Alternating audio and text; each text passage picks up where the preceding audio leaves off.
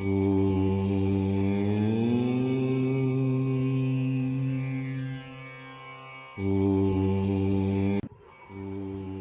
संहिता के 26वें अध्याय में आज हम दक्ष का भगवान शिव को शाप देना सुनेंगे। ब्रह्मा जी बोले, हे नारद, पूर्व काल में समस्त महात्मा और ऋषि प्रयाग में इकट्ठा हुए। वहां पर उन्होंने एक बहुत विशाल यज्ञ का आयोजन किया था। उस यज्ञ में देवर्षि, देवता, ऋषि मुनि, साधु संत, सिद्धगण तथा ब्रह्म का साक्षात्कार करने वाले महान ज्ञानी पधारे, जिसमें मैं स्वयं अपने महातेजस्वी निगमों आगमों सहित परिवार को लेकर वहां पहुंचा। वह बहुत बड़ा उत्सव हो रहा था। अनेक शास्त्रों में ज्ञान की चर्चा एवं वाद विवाद हो रहा था। उस यज्ञ में त्रिलोकीनाथ भगवान शिव भी देवी सती और अपने गणों सहित पधारे थे। भगवान शिव को वहां आया देख मैंने सभी देवताओं, ऋषियों, मुनियों ने उन्हें झुककर भक्तिभाव से प्रणाम किया तथा अनेक प्रकार से उनकी स्तुति की। शिवजी की आज्ञा पाकर सभी ने अपना आसन ग्रहण कर लिया। इस समय प्रजापति दक्ष भी वहां आ पहुंचे। वे बड़े ही तेजस्वी थे। प्रजापति दक्ष ने मुझे प्रणाम करके अपना आसन ग्रहण कर लिया। वे ब्रह्मांड के अधिपति थे, इसी कारण उन्हें अपने पद का घमंड हो गया था। उनके मन में अहंकार ने घर कर लिया था। ब्रह्मांड के अधिपति होने के कारण वे सभी देवताओं के वंदनीय थे। सभी ऋषि मुनियों सहित देवर्षियों ने भी मस्तक झुकाकर प्रजापति दक्ष को प्रणाम किया और उनकी स्तुति कर उनका आदर सत्कार किया। परंतु त्रिलोकीनाथ भगवान शिव शंभु ने न तो उन्हें प्रणाम किया और न ही अपने आसन से उठकर दक्ष का स्वागत किया। इस बात पर दक्ष क्रोधित हो गए।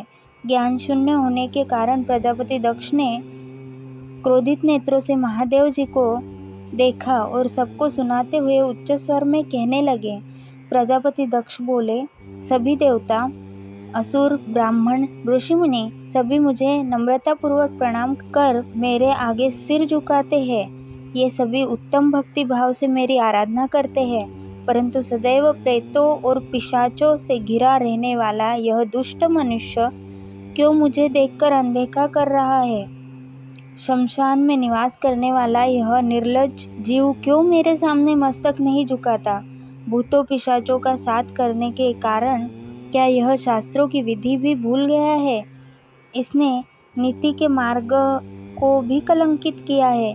इसके साथ रहने वाले या इसकी बातों का अनुसरण करने वाले मनुष्य पाखंडी, दुष्ट और पाप का आचरण करने वाले होते हैं। वे ब्राह्मणों की बुराई करते हैं तथा स्त्रियों के प्रति आकर्षित होते हैं। यह रुद्र चारों वर्णों से पृथक और कुरूप है, इसलिए इस पावन यज्ञ से इसे बहिष्कृत कर दिया जाए।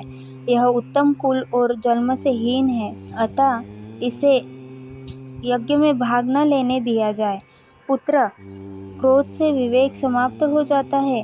दक्ष ने शिव के लिए अपशब्द कहते समय उनके परिणाम पर तनिक भी विचार नहीं किया।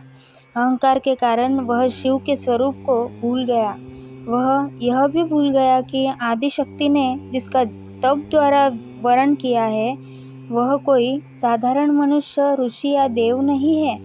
ब्रह्मा जी बोले, हे नारद, दक्ष की ये बातें सुनकर भृगु आदि बहुत से महर्षि रुद्रदेव को दुष्ट मानकर उनकी निंदा करने लगे। ये बातें सुनकर नंदी को बुरा लगा। उनका क्रोध बढ़ने लगा और वे दक्ष को शाप देते हुए बोले कि हे महामूढ़, दुष्ट बुद्धि दक्ष, तू मेरे स्वामी देवादिदेव महेश्वर को यज्ञ से निकालने वाला कौन होता है?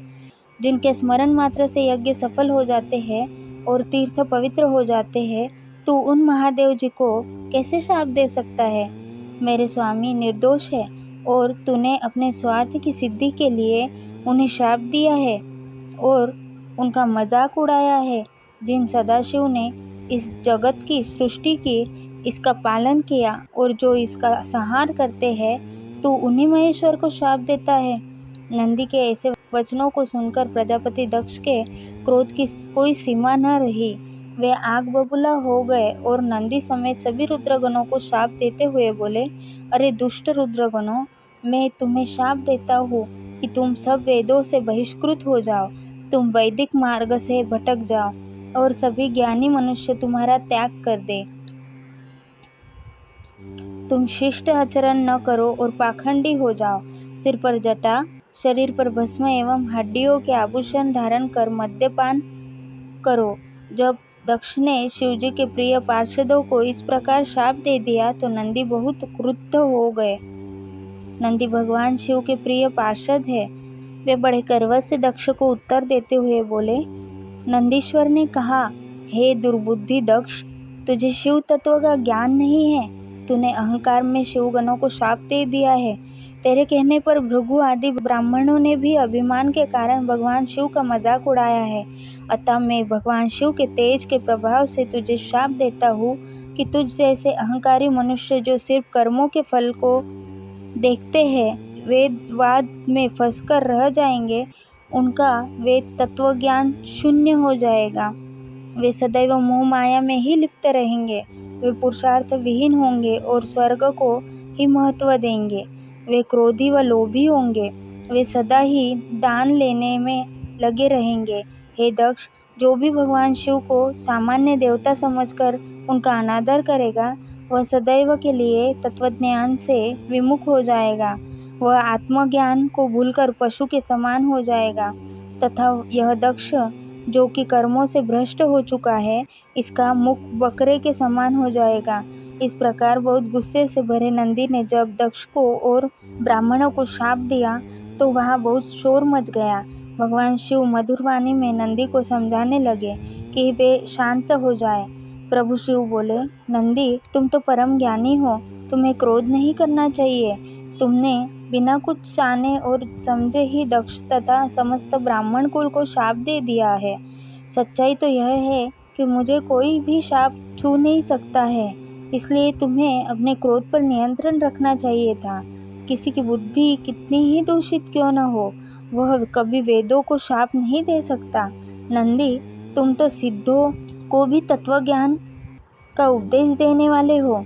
तुम तो जानते हो कि मैं ही यज्ञ हूँ, मैं ही यज्ञ कर्म हूँ, यज्ञ की आत्मा मैं हूँ, यज्ञ परायण यजमान भी मैं हूँ। फिर मैं कैसे यज्ञ से बहिष्कृत हो सकता हूँ? तुमने व्यर्थ ही ब्राह्मणों को शाप दे दिया है। ब्रह्मा जी बोले, नारद, जब भगवान शिव ने अनेक प्रकार से नंदी को समझाया तो उनका क्रोध शांत हो गया। तब शिवजी अपने अन्य गणों व पार्षदों के साथ अपने निवास स्थान कैलाश पर चले गए। क्रोध से भरे दक्ष भी ब्राह्मणों के साथ अपने स्थान पर चले गए, परंतु उनके मन में महादेव जी के लिए क्रोध एवं ईर्ष्या का भाव ऐसा ही रहा।